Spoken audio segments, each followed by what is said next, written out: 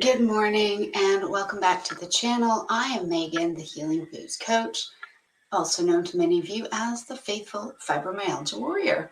Happy Monday, September the 2nd. For those of you, my amazing followers and supporters out of Canada and the US, I wish you a very happy Labor Day today. For those of us who do not have the day off, I wish you a great day as well. I hope you're doing well. I am feeling amazing. So I wanted to just talk today about the importance that light plays when you're on an animal-based diet. Now, light is important regardless. Okay, I just want to get that out of the way. Being exposed to good levels of sunlight, as well as avoiding excessive levels of the harmful blue light that comes from electronic devices, especially in the evening, is important. And I'm going to talk a little bit about both of those things, more so from the point of view of knowing that it's important, but not fully grasping practically how much of an impact it can make. Let me start at the beginning. All right, so yesterday, my husband and my son and I, we spent the day in London, had church service, spent time with friends. It was a great day out, and we do go to London for service regularly. Okay, so that wasn't it, but we had other things in the afternoon as well, and it was lovely. And it was a beautiful day. It was super hot, and the sun was out, and it was great. That being said, yesterday morning, I did not get out and get in the 4 miles I normally walk. I was feeling exhausted. I was feeling white. I just didn't feel the energy. And I made the decision I was not going to try to push my way through it because I didn't have as much time to do the distance I like to do because we had to get going earlier in the morning. I did get in about a half a mile before we left to go to London. And that did help. That did give me a bit of energy. But I was feeling really exhausted yesterday morning. And I couldn't really figure out why that was. I have been strict with my carnivore. No cheats. It was my birthday on Thursday, but I've had no cheats of any kind. Stuck with the meats and the animal fats. No caffeine. Nothing. I couldn't figure it out. I couldn't. I always practice in the evenings, typically once I have done eating. So after 6, typically by 7 o'clock, I have these little clip-on blue light blocking lenses that clip over my glasses. Okay, because I will still watch films or programs with my husband, or we might get up and involved in doing something. So when that happens, I put those on, and that just helps my brain to wind down at night. Okay, so I typically do that. And that helps me go to sleep at a decent time, good night's sleep, and I feel refreshed when I get up in the morning. And then I realized that actually we were out, we had a later meal in the evening with some good friends.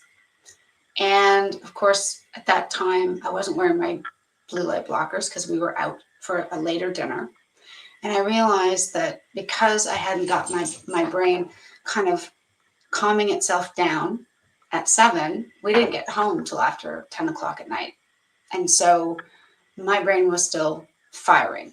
We didn't watch anything. I didn't go onto my phone or any of that. However, I wasn't helping my brain to settle down for the evening. So it took me a long time to fall asleep. So I guess it really isn't a big surprise that by the time I woke up the next morning, I was feeling completely exhausted. Just because we were out having a later meal, we met at the restaurant for 7:15. We probably ate closer to 7:45, 8 o'clock, which is quite late for me. I eat my meals around 5:30. Is typically when I'm hungry. Okay, and there's nothing wrong with pushing your meals out later or any of that. There isn't. It's just based on the rhythm and the circadian pattern my body's used to. It was a bit late for me. And so my body was obviously busy trying to digest the food, as opposed to by 8 o'clock at night, I've got my blue light blocking clips on, lenses on, and I'm winding down. And so that was the first bit that made it difficult. And then yesterday morning, I just had zero, almost no energy. Now, I got up and I did do a bit of walking around in the lounge. I stretched, I shook up my arms, shook up my legs, got a bit of energy and blood flow going. And that did help. Okay. So I point that out because I know there are some of you who do not have mobility. I know there are some of you who long to be walking or just standing and are not there yet. So let me say that even just shaking out your hands and your arms and your legs, that does provide a bit of quick energy. Okay, and that is something. So if that's all you can do, that's great. That's a start. For me, because I've been walking so much these days, especially adding in the 4 miles every morning, I was needing more of it to get the dopamine going, to get those good brain chemicals flowing in my head. That's me. That's because that's where I'm at now. And so I want to point out that it's not that I had no energy at all and that, moving my arms and legs a bit, pacing around the living room did nothing. It did. It helped. And again, if you can't walk at all, that's okay. Maybe, move your shoulders, twist your neck a bit, like stretch out your neck and your shoulder muscles and do as much as you can with what you can. And it will still help. It will provide a bit of energy. And, daylight was coming through the living room windows. And so that definitely helped to some extent. But what I found was for me, because I was so used to doing so much more in the morning to get going, that it didn't last throughout the day. And by the time we got back in the evening, I was wiped. I didn't do any of the driving. My husband does the driving. I don't drive. But we were watching Batman: The Dark Knight Rises, one of my absolute favorite films, last night. And we weren't even halfway through. So by 8:30, I was falling asleep on the sofa. Right? That was me. And so at that point, we paused the film, got myself off to bed. No worries. And this morning, I got back up and I did my walk, and I feel so much better for it. But I'll be honest with you guys. I had about a good 10, 15 minutes where I was wrestling and debating with myself, coming up with reasonable arguments as to why I couldn't do it, why it was not going to work, why I was too tired, why it was too much. Okay. And what I realized partly was because the room was still quite dark. So I prefer to sleep with the curtains open. However, we have a street light, which is on the sidewalk right across from the front of our house where the bedroom window is. And if we leave those drapes open, we get that light blasting us through in the evening. And so we can't sleep. So the curtains get closed.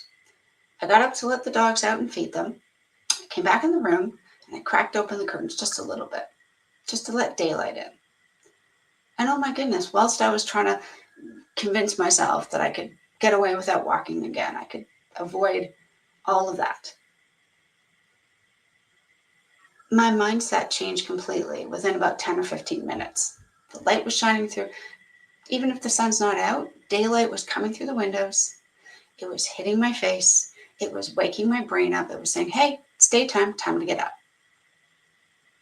Now, of course, I understand for people who work at night and have to sleep during the day. It makes sense. You close your drapes, you get the blackout curtains, you make it dark, because when it's dark, our brain associates that with nighttime, let's sleep.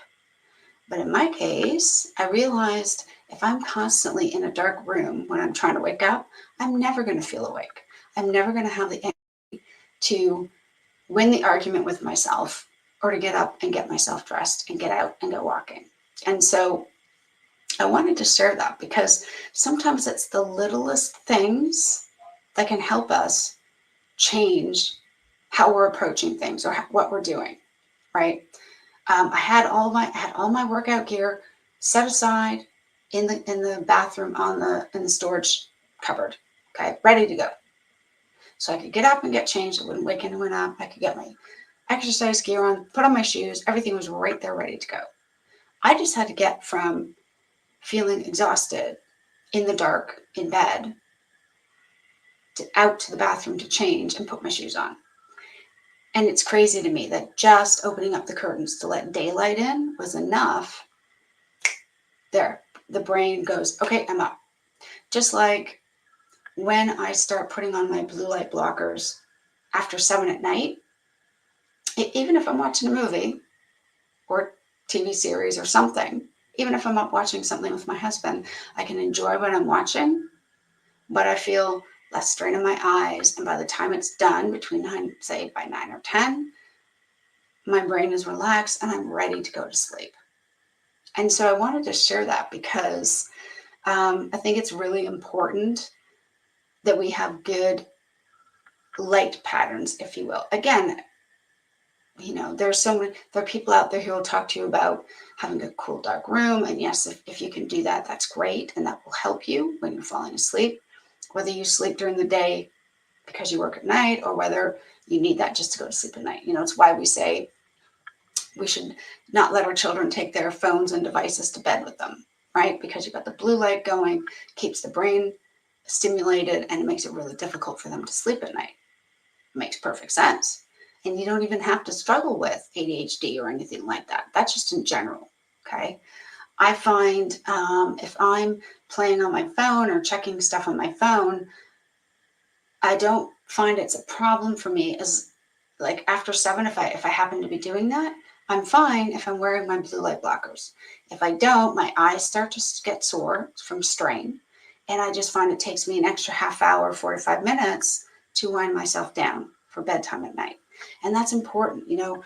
Getting the food right is the first key step, clear, obviously. You know, Getting on an animal-based diet, eliminating the processed junk and garbage, critical. Eliminating, for those of us especially who struggle with things like IBS, gut issues, lactose or food intolerances, clearing out things like dairy and different plants, also important, very important, okay?